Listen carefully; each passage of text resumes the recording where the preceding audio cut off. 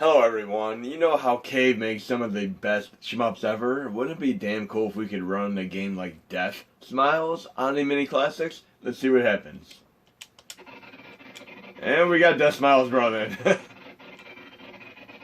not gonna run perfect obviously because it has high system and memory requirements, but Turbo Boost mode activate is definitely gonna help this out along with Xtreme Virtual Ram on the various mini classics.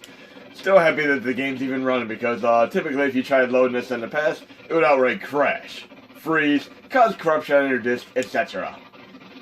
But it's running at least decent enough that I can enjoy it. I mean, you could always play it on Xbox 360 and whichever other formats it's on, and I believe it's actually on iOS as well for the iPhone, and of course you can play it on PC MAME.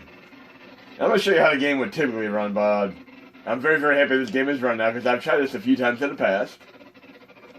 I mean, if you just jam some of your own music, higher beats per minute, like even Judas Priest and such, it'll definitely up the ante as far as your illusion of how fast the game's actually running. But right now, I'd say the game's probably running like 18 to 22 frames per second, which is still reasonable. And some of the other CAVE games that are higher on 2004 and on, I have them running up to even 30 to 34 frames per second. I mean, this is still damn cool though. The game is absolutely glorious and beautiful.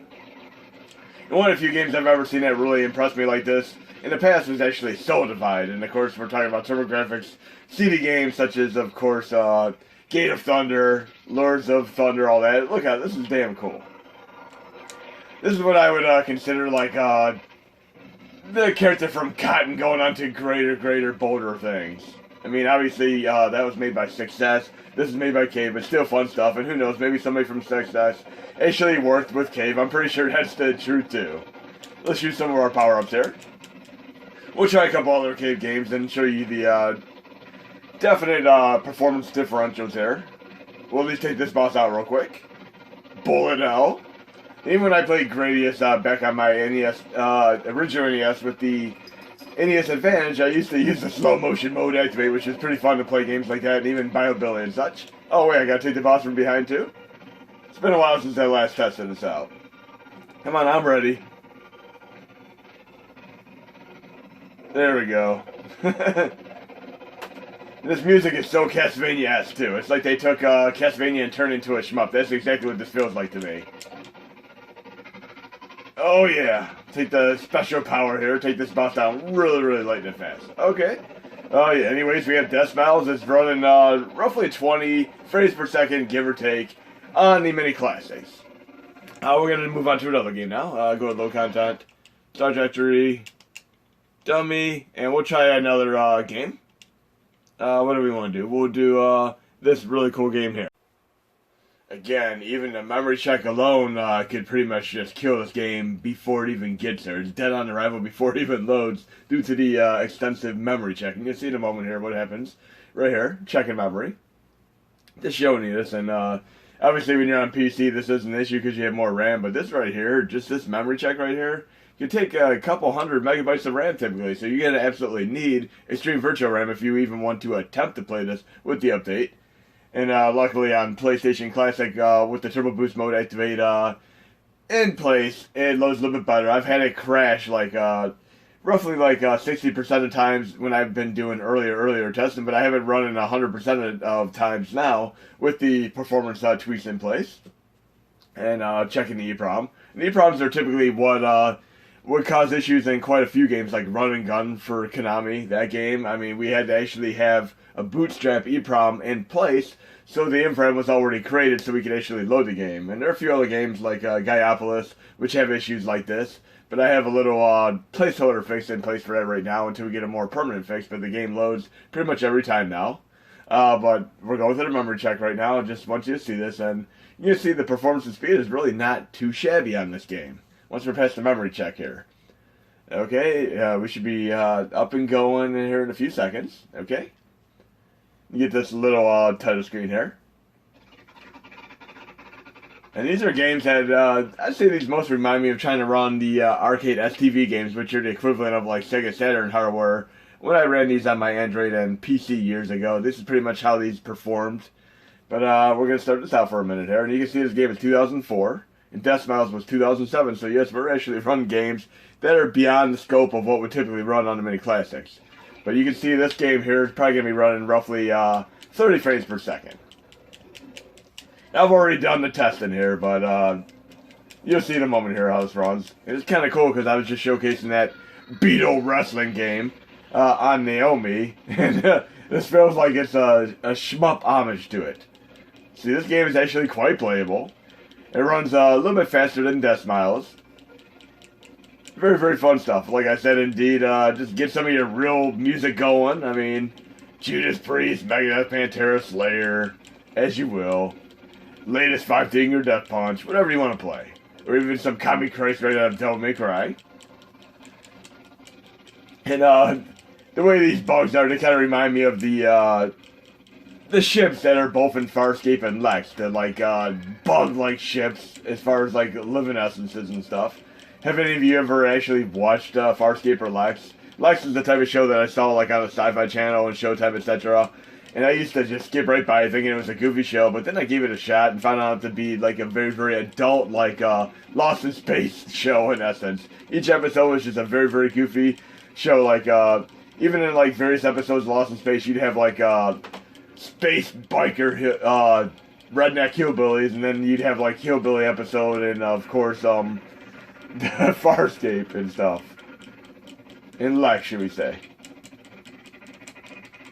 And I always like how each episode is just like a whole new ball game. I mean, they're all standalone where you don't really need to see the whole series to really get the scope of what's going on. They're all standalone. I like shows like that. Even like a show like Bones, which I watch once in a while too. I mean, you have the story arc where you have like the serial killer that kind of like plays mind games with them throughout the course of the series. Just like in Sherlock Holmes, that great Benedict Cumberbatch show. And even Luther. I mean, these are all shows that had, like, great antagonists as far as, like, serial killers that were just playing mind games with the main characters. But you can watch any standalone episode and still get the gist of what the show is all about. They're all standalone, closed-up, closure episodes. But this game right here, Mushihime, is actually pretty damn cool. And, again, these are going to be running decently with the update. And I'll do a tutorial on how to run these and stuff. I'm very, very happy with these. And maybe we'll try another cave game and see how that runs too, for the hell of it. Let's do one more real quick. What else do we have? Low content Star Trek dummy. Look at this list here. Somebody to choose from. We'll do an earlier one. We'll do Pro Gear. And Pro Gear is one hell of a damn cool game. Many people might actually think Capcom is behind this. I mean, it's a lot like UN Squadron, but the game is actually made by, of course, CAVE. And this game, along with, of course, Deathsmiles, are two of their rare side-scrolling shmups. They're typically vertical shmups, going from top to bottom. But we're going to play Pro Gear, and right there it says Capcom on it. But if you look right down on the bottom, it says supported by CAVE. CAVE is actually the company that developed this game. Capcom merely published it. Okay? Let's get the show on the road here and check out one of the most incredibly cool side-scrolling shmups made by CAVE. This and Deathsmiles are two of the absolute best. Look how beautiful this is. And I'm going to show you how Deathsmiles runs at full speed mode activated as well, just so you can see. Very, very cool. That almost looks like the face of a YouTube troublemaker. This is a great 2-player mode activate game as well, which we can do real quick by going in input. I love doing a 2-player mode activate. User 2 binds. And we're going to make sure this is on the same controller I'm using right here, which is my PlayStation Classic controller. Resume. Select. And then we got 2-player mode activate. Look how awesome that is. Double the firepower, double the fun. Bullet hell is not so bad when you got 2-player mode activate. Oh yeah. I love you when your special ability is able to just take out the hell of gunfire too. That is great.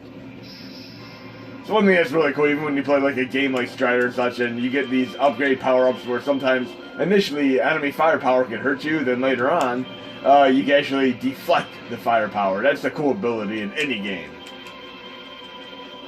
But we're going to move on to, of course, PC, and we're going to test out, you know, a couple of these CAVE games to show you how they should run real quick. So let me move over to PC real quick.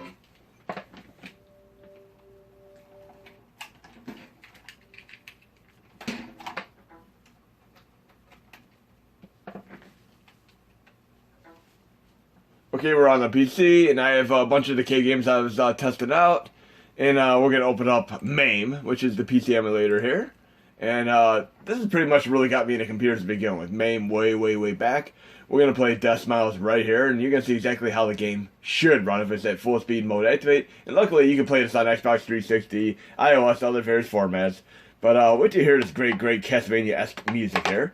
And who knows, if we could do some sort of overclocking on the PlayStation Classic to 1.53 gigahertz and such, we should be much better in tune as far as these games right here. But we just see how nice this game runs.